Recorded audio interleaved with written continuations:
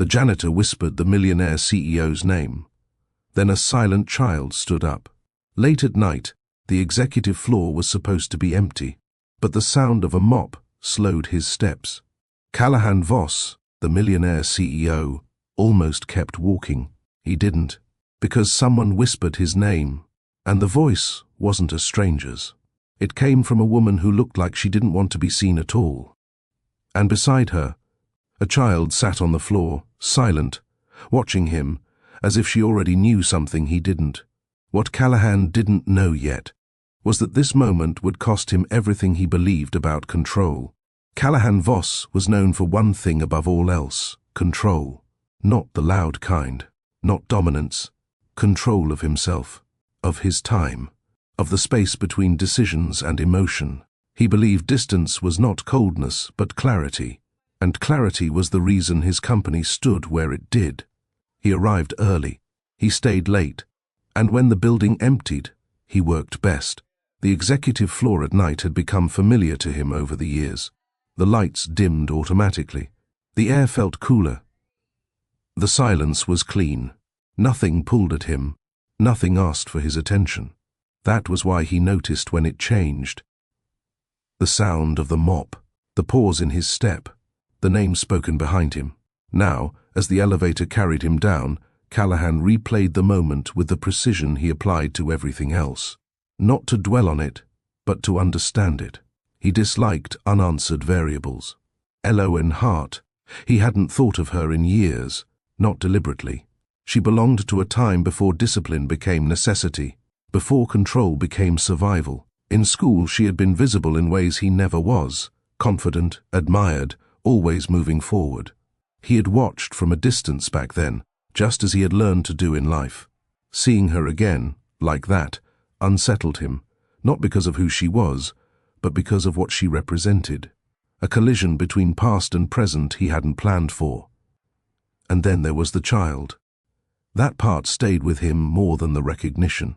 The way she watched, quiet, still, as if she were measuring him.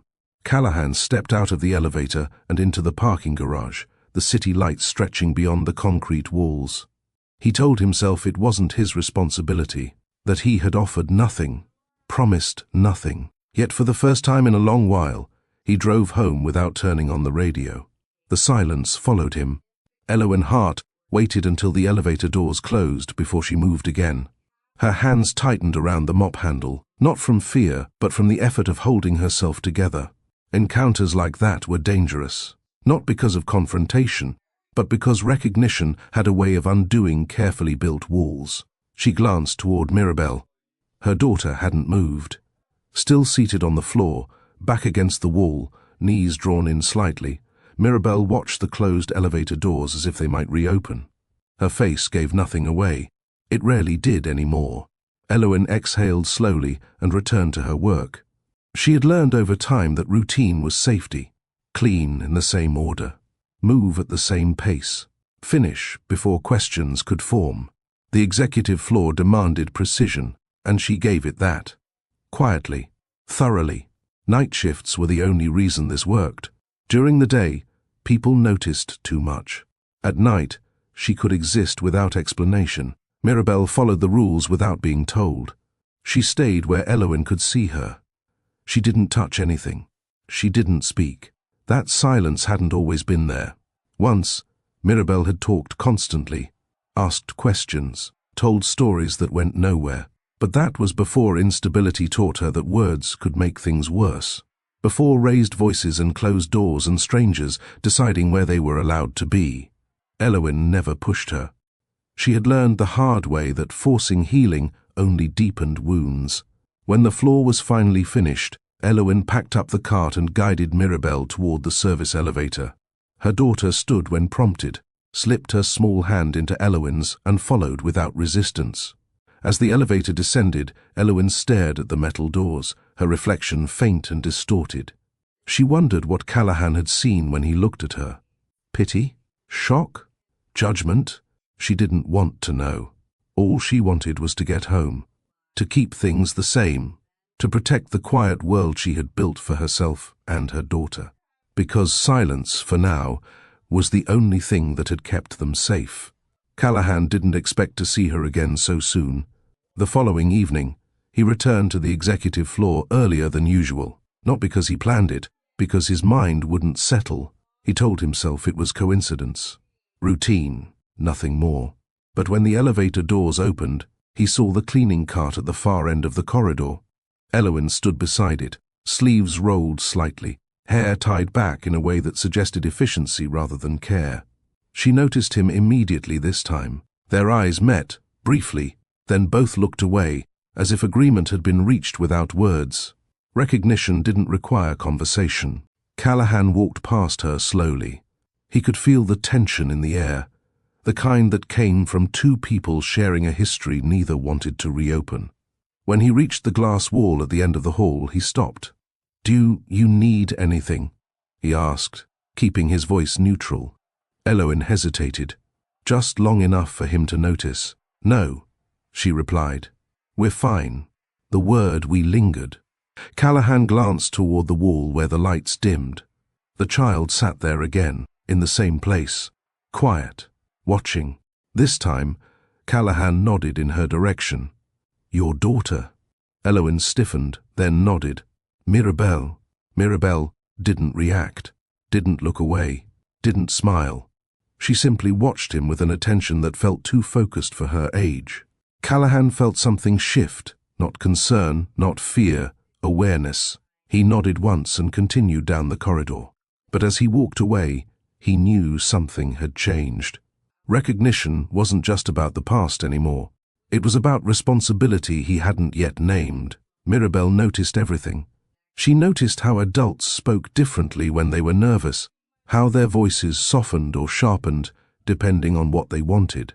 She noticed which footsteps meant nothing and which ones made her mother tense. Callahan's steps fell into the second category.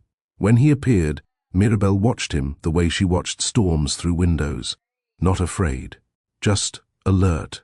Elowen knelt beside her after he passed, brushing invisible dust from Mirabelle's sleeve. "We're almost done," she said quietly. Mirabelle nodded. She didn't ask questions. She rarely did anymore. The therapist had once explained it gently, that Mirabelle had learned silence as a form of control. Words had made things worse once. Silence felt safer. Elowen remembered the day it started, the raised voices, the eviction notice, the moment Mirabelle tried to speak and was told to be quiet, sharply, carelessly. After that, the words stopped coming. Mirabelle's eyes followed Callahan as he disappeared down the hallway. There was something about him that felt different, not loud, not rushed. He didn't look at her the way others did, with curiosity or discomfort. He looked like he was waiting. That night, as Elowen packed up the cart, Mirabelle reached for her hand without being prompted. Elowen squeezed it gently. She didn't know why the child's silence felt heavier now, only that it did. Callahan didn't approach Elowen again for 3 days, not out of avoidance, out of restraint. When he finally did, it wasn't on the executive floor. It was near the service elevator, away from glass walls and open space, away from attention. "I don't want to interfere," he said calmly. "But I can help." Elowen shook her head immediately. "We don't need help." Callahan didn't argue. He simply waited. Mirabelle sat on the floor beside the cart, tracing patterns into the marble with her finger. Silent, focused. Elowen glanced at her daughter, then back at Callahan. "Just temporary," Callahan said. "No explanations, no obligations." Elowen swallowed. Pride warred with exhaustion, and lost. "For her," she said quietly. "Not for me." Callahan nodded. Of course. That night, they left the building together, not as a group, but as people moving in the same direction. Elowen held Mirabelle close as they stepped into the cool night air. The city felt unfamiliar from this angle, too open, too bright. Callahan opened the car door and waited. As Mirabelle climbed inside, she paused. She looked at him, really looked. Callahan met her gaze and said nothing, and for the first time since the silence began, Mirabelle didn't look away. The house was larger than Elowen remembered spaces ever needing to be. Not extravagant in a way that demanded attention, but measured. Clean lines, soft lighting, a kind of quiet that felt intentional rather than empty. It unsettled her more than noise ever had. Callahan showed them where to put their things and then stepped back, as if crossing some invisible line. "You'll have privacy," he said. "No one will come in unless you ask." Eloin nodded, unsure how to respond. Mirabelle moved slowly through the room, touching nothing at first. She examined corners, doorways, the window that looked out over a garden kept too perfectly to be real. When she finally sat on the edge of the bed, her feet barely reached the floor. That night, Eloin barely slept. Every sound felt unfamiliar. Every softness felt temporary. She expected rules to appear. Expectations. Questions. None came. In the morning, Callahan left early. A note waited on the counter with a simple message, "Take your time." Mirabelle ate quietly, watching Eloin the way she always did, as if checking whether the calm was allowed. Eloin didn't know how long this would last, only that the quiet felt different here, and different was dangerous. It happened over dinner, not planned, not dramatic. Eloin spoke while staring into her plate, voice even, as if the words belonged to someone else. "I wasn't hired as a janitor." Callahan looked up but didn't interrupt. "I started as a contract office assistant," she continued.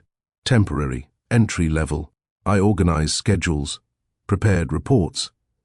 It wasn't much, but it was steady." Her fingers tightened slightly around her fork. "When Mirabelle stopped speaking, I had to leave early sometimes. Appointments, meetings, things I couldn't reschedule." Callahan listened. No one said anything at first. "Then one day my badge stopped opening certain doors. My supervisor said it was a reassignment, easier hours, fewer expectations." She let out a quiet breath. I didn't argue. I needed the job. The silence stretched. Callahan nodded once, not in approval, in understanding. "Did you ask to be moved back?" he asked. Eloin shook her head. "I was afraid they'd let me go completely." Callahan said nothing more. But that night, alone in his office, the word demotion echoed longer than it should have. The therapist spoke gently, as if volume alone could change outcomes. "Mirabelle's vocal ability is intact," she said. "Physically, there's no barrier." Eloin felt the familiar mix of relief and ache settle in her chest. "She chooses not to speak," the therapist continued. "Not consciously. It's protective." Callahan stood near the window, hands clasped behind his back. He hadn't planned to be there. He hadn't planned to listen. "What caused it?" he asked quietly. The therapist paused. A moment when speaking didn't feel safe. Eloin closed her eyes. The eviction, the raised voices, the hand pulling Mirabelle back when she tried to explain something no one wanted to hear. "Silence gave her control," the therapist said. "And children don't let go of control easily once they've learned it keeps them safe." On the drive home, no one spoke. Mirabelle watched the road through the window, her reflection faint in the glass. Callahan realized something then. Mirabelle wasn't broken. She was waiting. Callahan didn't offer the position the way favors were usually given. There was no reassurance, no softening of expectations. "I can move you into a junior administrative internship," he said, standing in the doorway of his office. "It won't be easy, and it won't be private." Eloin nodded slowly. "I understand. You'll report to the same standards as everyone else," he continued. "If you fall behind, the position ends." She didn't hesitate. "That's fair." The first week felt like walking into a room where everyone already knew the rules except her. Systems she hadn't touched in years. Meetings she listened through more than spoke in. Notes she reviewed twice before submitting. She stayed late. Asked questions only when necessary. Corrected mistakes without excuses. Callahan kept his distance. He didn't check her progress personally. He didn't step in when she struggled. From the outside, it looked as though he had simply opened a door and walked away. But he noticed. He noticed how quickly she learned, how she adapted, how she didn't flinch when corrections came, how she showed up early and left only when her work was done. She wasn't being carried. She was climbing. Before we dive deeper, please take a second to subscribe to the channel and hit the notification bell. Thank you. Back to the story.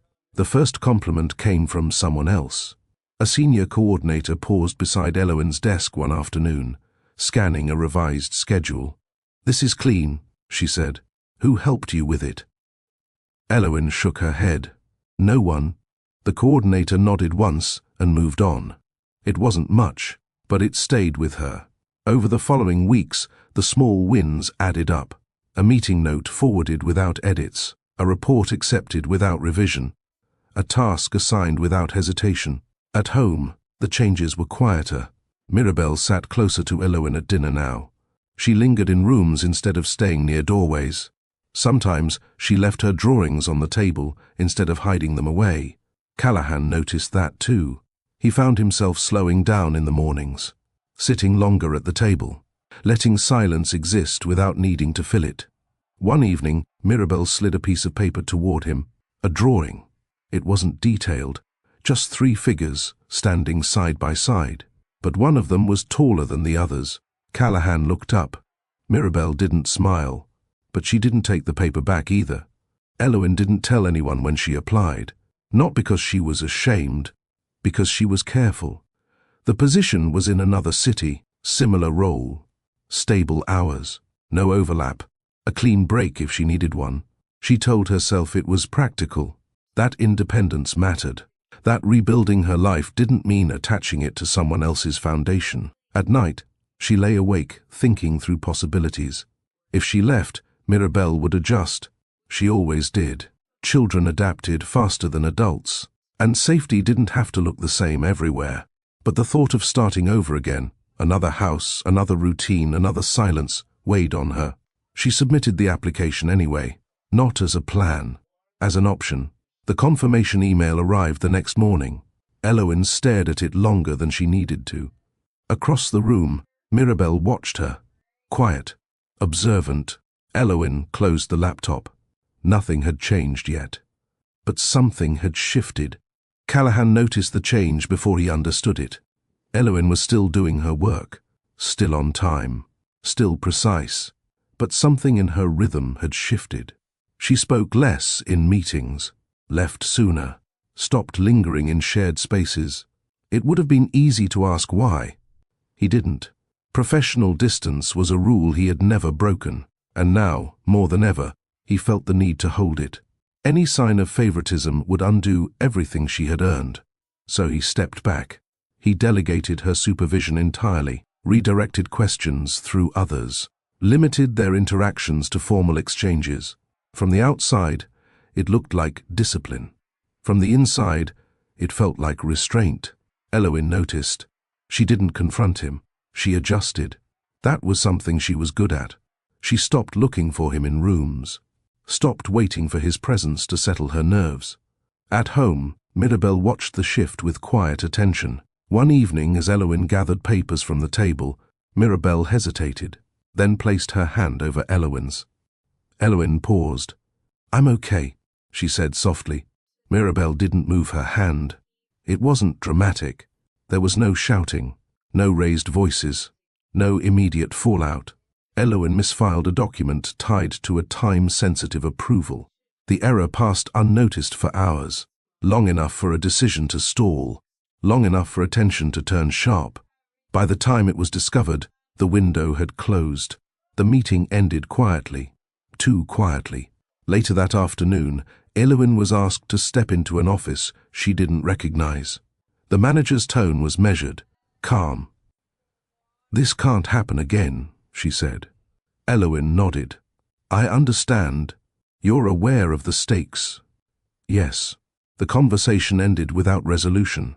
Word traveled fast in small spaces. A few glances lingered longer than usual. Conversations softened when she passed. Eloin finished the day without comment. At home, she packed slowly. Not everything, just enough. Mirabelle sat on the bed, watching. Eloin folded a sweater and placed it carefully into a bag. "Just in case," she said, though she didn't know who she was explaining it to. Mirabelle climbed down from the bed and stood beside her. silent. The meeting was brief. Callahan sat at the head of the table, hands folded, eyes on the report in front of him. The facts were clear. The error had consequences. Responsibility needed to be addressed. The question wasn't what had happened. It was what to do next. He listened as others spoke, as protocols were referenced, as standards were upheld. When it was his turn, he said nothing at first. Eloin sat across the room, posture straight, face calm. She didn't argue, didn't explain, didn't look at him. Callahan realized then how easy it would be to make the decision everyone expected, and how hard it would be to live with it. She's capable, someone said, but the margin for error is thin. Callahan nodded. I'll handle it, he said. The meeting ended. That night, Eloin finished packing. Mirabelle stood in the doorway, small hands clenched at her sides. She watched her mother move through the room with quiet urgency. Eloin zipped the bag closed, and then Mirabelle turned and walked down the hallway alone, toward Callahan's office. Callahan was alone when Mirabelle entered. He hadn't heard her footsteps. The house was too quiet for that. He noticed her only when he felt the shift in the room, the sense that someone was there when there shouldn't have been. She stood just inside the doorway of his office, small and still, her hands folded the way she always held them. Callahan lowered the folder he had been reviewing. Mirabelle, he said gently. She didn't respond. She took one careful step forward, then another, stopping a few feet away from the desk. Her eyes were fixed on the bag sitting beside the chair. Eloin's bag. The silence stretched. Callahan waited. Mirabelle's fingers tightened around each other. Her shoulders lifted slightly, as if bracing herself. Then she spoke. The sound was soft, uneven, like a word that hadn't been used in a long time. Please, she said. Callahan didn't move. Don't send us away. The words settled into the room and stayed there. Callahan felt something inside him give way, not sharply but completely. The child wasn't asking for comfort. She wasn't asking for reassurance. She was asking for safety. He stood slowly and crossed the space between them, lowering himself to one knee so they were eye level. You're not going anywhere, he said, his voice steady. Neither of you are. Mirabelle searched his face, as if measuring whether the promise could hold. Then she nodded, and walked back down the hallway without another word. The next morning, Callahan addressed the situation directly. No closed doors, no quiet decisions. He called the relevant department heads together and reviewed the error as it was. A mistake, not a failure. The process that allowed it to happen was examined. Responsibility was redistributed appropriately. Eloin's position was restored, not privately, publicly. Callahan spoke once, clearly. Standards exist to protect quality, not to discard people at the first sign of strain. No one argued. Eloin sat through the meeting without expression. She listened, absorbed. When it ended, she gathered her things and returned to her desk. Later that day, Callahan stopped by briefly. You're staying, he said, not as a question. Eloin nodded. I know. There was relief in her eyes, but more than that, there was trust. That night, the bag remained untouched. He showed up without warning. Eloin recognized him immediately, even though time had changed his face. The posture, the voice, the way he stood, as if he were unsure whether he belonged. I heard about you, he said. About Mirabelle. Eloin didn't invite him in. What do you want? She asked. A chance, he replied. To know her. Mirabelle stood behind Eloin, half hidden, watching. The man crouched slightly, lowering himself. I didn't know how to handle things back then. Mirabelle said nothing.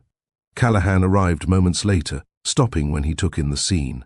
He didn't step forward. He waited. Eloin looked down at her daughter. Mirabelle hesitated, then stepped past Eloin. She walked to Callahan's side and stood there, not touching him, just choosing where to be. The man straightened slowly, understanding settling into his expression. I see, he said quietly. He left without argument. That night, Eloin sat beside Mirabelle's bed, brushing her hair back gently. "You were very brave today," she said. Mirabel didn't answer. But she didn't pull away. Eloin deleted the email without rereading it. The application response had arrived that morning. An invitation to continue the process. A door opening somewhere else. A future that would have required packing again, explaining again, starting over again. She sat at the table for a long time before making the decision. Not because she was afraid to leave, but because she no longer needed to run. Mirabel sat nearby, coloring quietly. She didn't look up when Eloin closed the laptop, but she noticed the stillness that followed. That afternoon, Eloin went for a walk through the garden with her daughter. The air was calm, the space familiar now in a way it hadn't been before.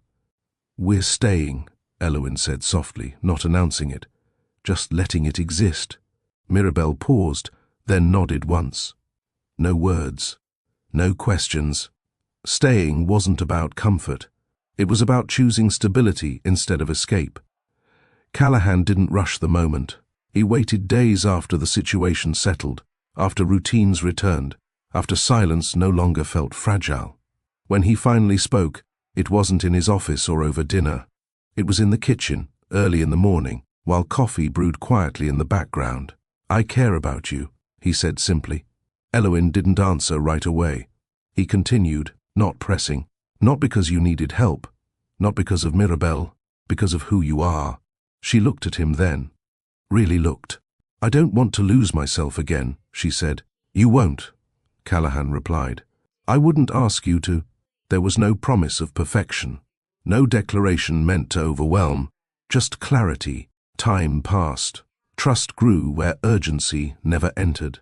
When Callahan eventually asked her to build a life with him, it wasn't on one knee or in front of an audience. It was quiet, private. Eloin said yes without hesitation. The house felt different now.